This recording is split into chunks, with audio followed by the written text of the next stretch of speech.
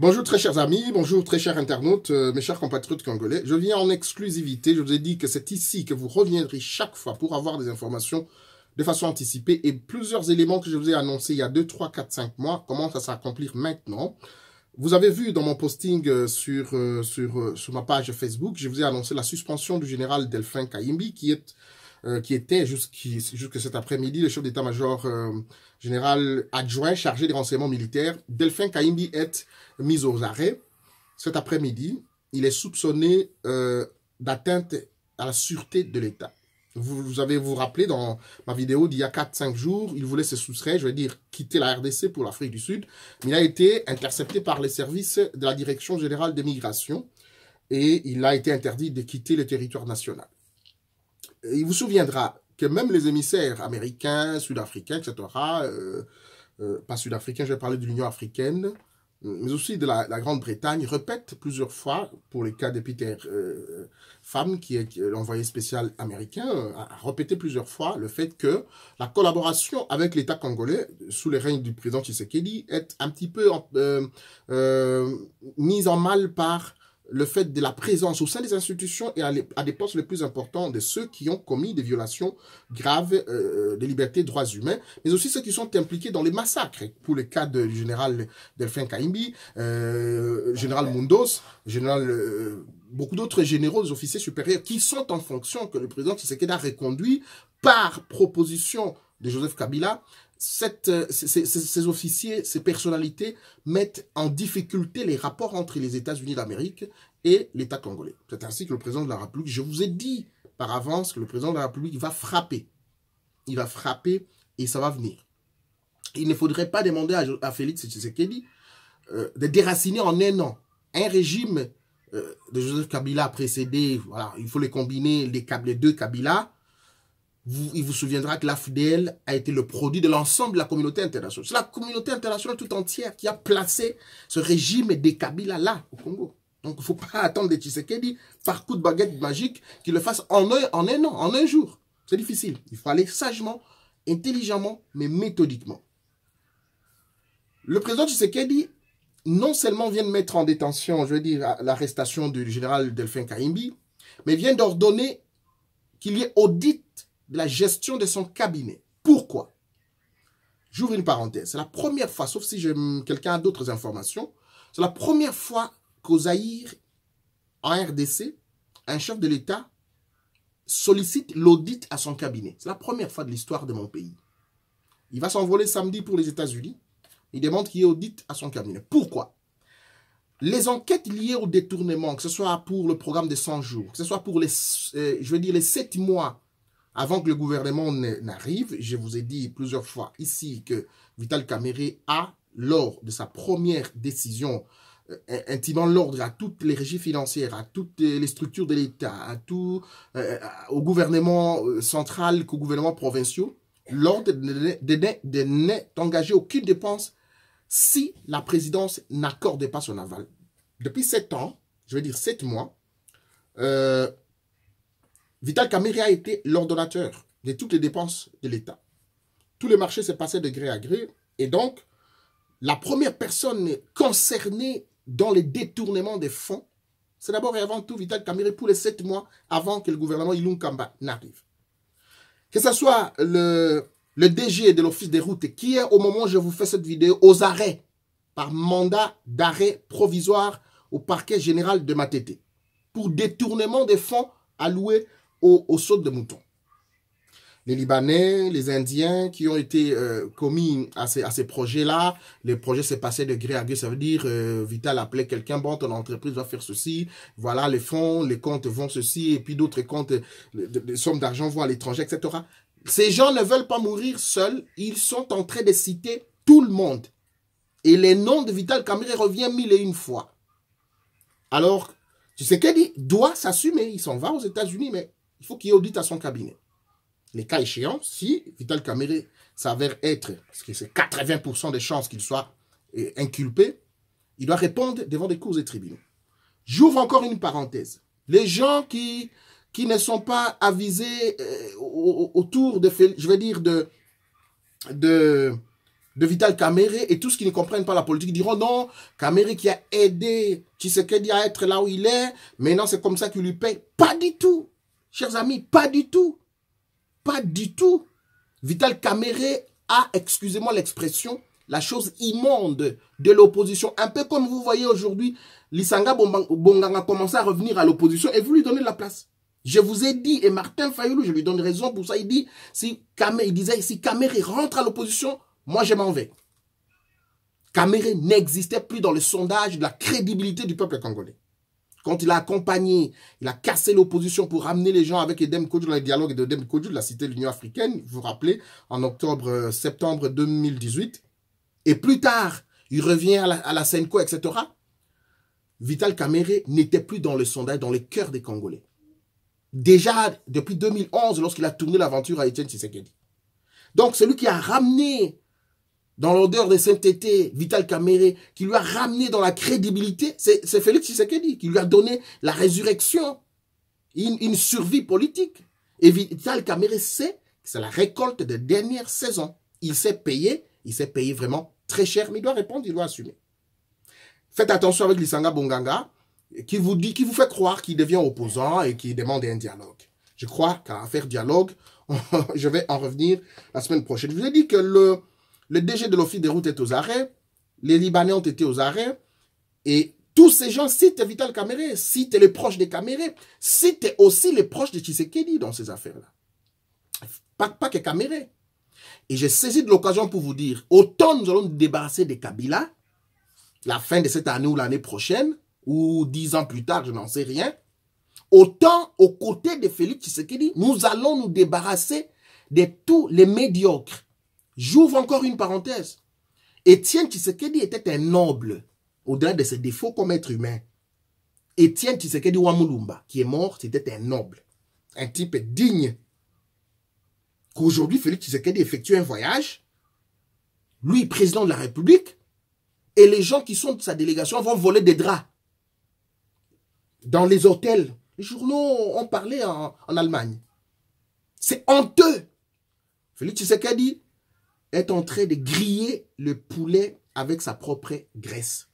En longueur d'avance, il continue d'avancer. Un autre élément que j'ai voulu vous signaler, mais en longueur d'avance comme d'habitude, Tambwe Mwamba vient de séjourner en Europe.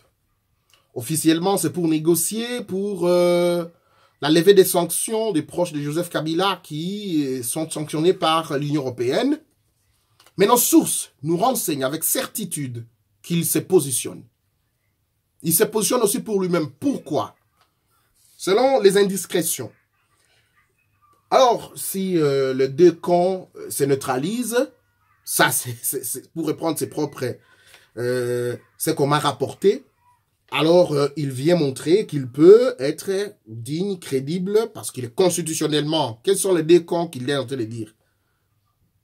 Si Tshisekedi et Kabila se neutralisent. Et comme constitutionnellement, c'est la personne attitrée à remplacer en cas de crise institutionnelle où le chef de l'État serait en état d'incapacité d'assumer ses responsabilités, ou s'il est destitué, c'est le président du Sénat qui prend la relève, conduit une petite transition et organise les élections anticipées. Donc, il vient montrer aux gens ici que oui, s'il se neutralise, moi, je vous garantis que je peux, de façon crédible, conduire les affaires. Donc, le mois de mars, la session, je crois, qui va arriver, au mois de mars, ce sera la session où on va mettre en accusation le président de la République, Félix Tshisekedi. C'est pourquoi, pour moi, le président Tshisekedi doit continuer jusqu'à la Cour constitutionnelle, très rapidement, aller au niveau de la CENI, et commencer à faire des choses. On doit se battre. On est en plein affrontement, là. Donc, Tambwe Mwamba est venu négocier la présidence de la République en quelque sorte. Très bien. On verra ce qui va arriver. Nous allons protéger le pouvoir de Félix Tshisekedi. Nous avons beaucoup de choses à lui reprocher. Nous allons le faire en famille après. Vous avoir neutralisé. Nous allons revenir laver nos linges sales en famille. Parce que nous voulons, au moins dans ce pays, nous voudrions qu'à un moment donné, ce peuple-là puisse un petit peu respirer. Transition énergétique. Joseph Kabila a plus de 80 entreprises en RDC. Il bloque l'économie. Il fait basculer le prix en tout moment. Tous les réseaux bancaires, c'est à lui. Les réseaux miniers, c'est à lui. Les réseaux pétroliers, c'est à lui. Tout est à lui. Et on va vouloir commencer à négocier parce que Tshisekedi serait trop gentil, serait lié à un certain accord. Non, Tshisekedi, c'est délit de cet accord déjà. Il faut le savoir. Et nous vous avons dit, je vous ai dit en avance ici, que s'il n'a pas la volonté, nous allons imprimer la volonté en lui. Maintenant qu'il doit se présenter auprès des Américains parce que c'est les partenaires numéro 1 des Congolais, pour l'instant. Par rapport à la technologie, par rapport à la transition énergétique, par rapport... Parce que, voilà, les Chinois ne développent pas ce pays-là. Les Chinois exploitent tout, prennent même le sol, les sables, et ramènent chez eux.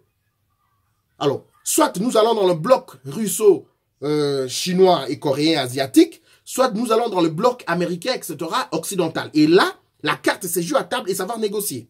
Vous prenez autant, vous faites ceci, vous venez investir, on transforme dans mon pays, mon peuple reste avec ça. On lui demande aussi, ok, on veut venir, mais la corruption, il faut arrêter ces gens, il faut les mettre en état de nuire. Oui, mais moi j'ai un accord avec Kabila. Alors, on s'en fout de cet accord, c'est secret, on s'en fout. On s'en fout. Il sait qu'il a perdu le pouvoir et il est venu négocier et il s'est fabriqué une majorité. On s'en fout. Quand il y aura conflit, on frappe, tout est terminé. Les Tamboué-Mambé compagnie, ils vont partir et on s'en occupe. Moi, je ne dis pas que Félix Tshisekedi est parfait. Je ne dis pas qu'il est un saint. Non. Mais j'ai dit de façon patriotique qu'il faut l'encourager, continuer, le protéger et mettre Kabila hors d'état de nuire avec tous ses chanteurs. Voilà.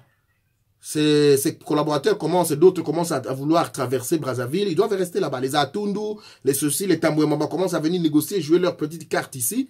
Mesdames, messieurs, soyez branchés, abonnez-vous massivement sur cette chaîne. C'est à vous cette chaîne ici. C'est à vous. Moi, je vais aller à Kinshasa, peut-être pas d'ici là, hein. Là pour résoudre les problèmes de Kingakati. Vraiment, l'opération de Kingakati, je serai là. Voilà. Les gens me diront, mais il devient fou, ce type. Non. Ce pays-là, plus de 10 millions de morts, c'est comme la Belgique. Un individu qui est venu au pouvoir ici en 2001, qu'on a vu venir avec l'AFDL, peut prendre ce pays en otage, avoir des gens qu'on appelle FCC, les Congolais, qui sont chaque jour en train d'adorer ce type-là. Il a pris le pays en otage. En otage. Plus de 70 entreprises. Aucun réseau dans ce pays-là, que ce soit en termes d'agriculture, il est là. En termes de ceci, il est là. Il a tout détourné, il a tout pris pour lui. Suivez ce qu'a dit Moukouna, parce que je vais revenir sur une émission sur Moukouna. Mais attention, chers amis, réveillez-nous. Réveillons-nous avec ces histoires je vois des concerts ici que Fali joue, qu'il ne joue pas. La distraction, on vous ramène la distraction, mes chers compatriotes. Réveillez-vous. Protégeons Félix Tshisekedi. Si nous le perdons là-bas, ce n'est pas Fayulu qui reprend le pouvoir, ce n'est pas Katumbi, ce n'est pas Jean-Pierre Bemba. Ce sera la Kabylie qui reprend le pouvoir. Et donc, à un moment donné, Félix Tshisekedi doit montrer, parce que ça paraît au niveau de l'Occident comme si, ben, finalement, c'est Kabila qui sait maîtriser ces gens, donc peut-être qu'on lui redonne le pouvoir. Parce que Félix n'agit pas. Félix n'a pas fait les petits ou grands séminaires. Comment il est devenu mou comme ça? Or, je ne savais pas qu'il était en train de ruminer dedans, et que l'esprit de son père revient en lui.